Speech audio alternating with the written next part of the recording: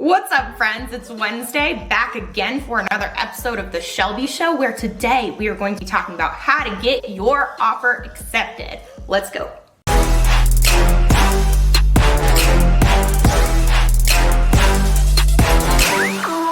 Yo, it's 2022 and this market is still hot, hot, hot. I had a listing go live this past Friday, and within 48 hours, I had a ton of offers along with a ton of rookie mistakes. So if you're one of those agents out there who's sick and tired of writing offer after offer just to receive rejection after rejection, this video is for you. For the purpose of this video, I'm going to assume two things. The first is that you're helping a primary residence buyer, and then the second is that the home you're offering on is popular. To start, when trying to get your offer accepted, it's good to know what a strong offer looks like, right? Here are 5 things that make an offer strong. 1, high offer amount, obviously. 2, high non-refundable deposit or due diligence fee in the state of North Carolina. 3, cash. 4, large appraisal gap if the property is being financed. And 5, as is condition. Now, it's not always possible to be the best in every one of these categories, but there are ways to maximize what you got. How? By using these 4 tips. 1, stop being predictable. 2, start thinking like the seller. 3, use creative financing. And 4, be a better agent.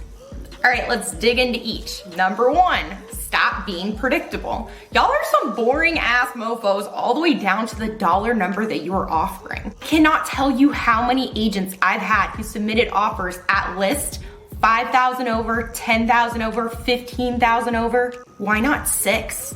Why not 11? Why not 16,161? If every single one of you guys offered 5,000 over and one person offered $5,001 over, who do you think has the highest offer? Note, this don't be predictable tip applies to offer amounts, non-refundable deposit, appraisal gap across the board. Tip 2 is to start thinking like the seller. You guys are offering up earnest money like you think it matters. To the sellers, earnest money means waiting all the way until the inspection period is over before they get even a penny of compensation for pulling that property off the market and putting their trust into your buyer's hands that they are gonna go forth and close on this property. They are trusting that your buyer won't just inspect the shit out of this house only to back out the day before the inspection period's over. Does that sound fun? Which is why a non-refundable deposit, or in North Carolina, the due diligence fee, means so much more to the seller. Part 2 of starting to think like the seller is to ask for nothing. Request 0 seller concessions. You might even consider, if you're super serious, to throw in an addendum that states that you'll accept the property as is and will not request any repairs down the road. Bro, yes, this is a hard pill to swallow. It's freaking terrifying. Your buyer is putting their heart and their wallet on the line. But this video is about how to get your offer accepted. And that's what you gotta do sometimes.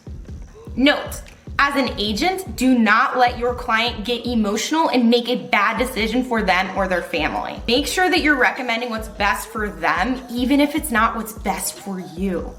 Your third tip on how to get your offer accepted is to use creative financing.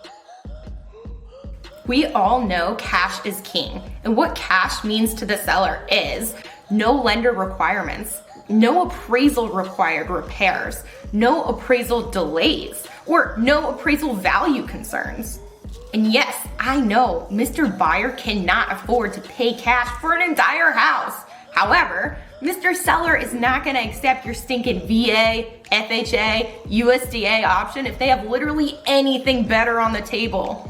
So let's give them something better. There's this thing called the Ribbon program that allows primary residence buyers to offer cash on a property win said property, close super quickly, and then after it's closed, the program allows them to refinance out into their FHA, VA, or USDA loan. Here's a way for Mr. Buyer to offer and win a property using cash. Yes, of course, there's costs associated. You gotta pay to play. This is America. But this video is all about how to get your offer accepted. Drop a comment below if you're interested in more information on this ribbon program. You guys know I got tools for days and I'll send it to you. Finally, your last tip is to be a better agent. Or easier, you could just be a better human and that would check these blocks. 3 simple steps on how to be a better agent. 1, read.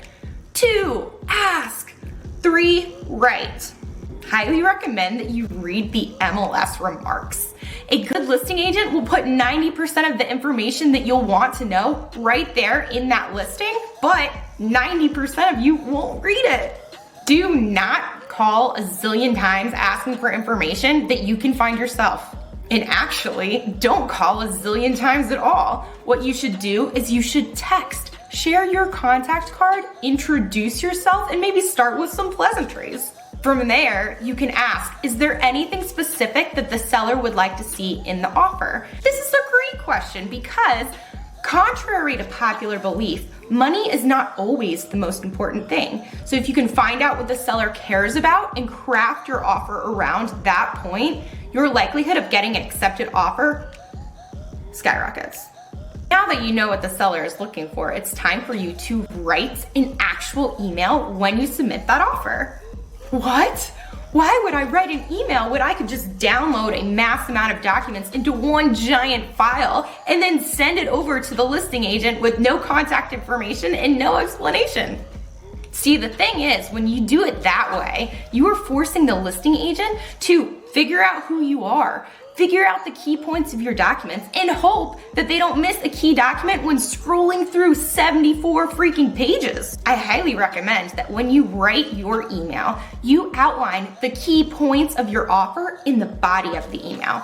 Don't make the listing agent hunt for your purchase price, your deposits, your method of financing, closing timeline, any additional addendum, especially an appraisal gap, and let's go ahead and attach some proof of funds. Man, if you include a signature block with contact information, now that's what I'm talking about. If you didn't listen to any of that, just remember this.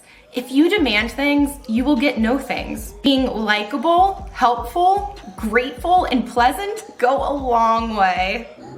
Now it's time to go out there and get some offers accepted. Thanks for joining this week's episode of The Shelby Show. And if you got anything out of it, will you please like, share, subscribe, and see you next week.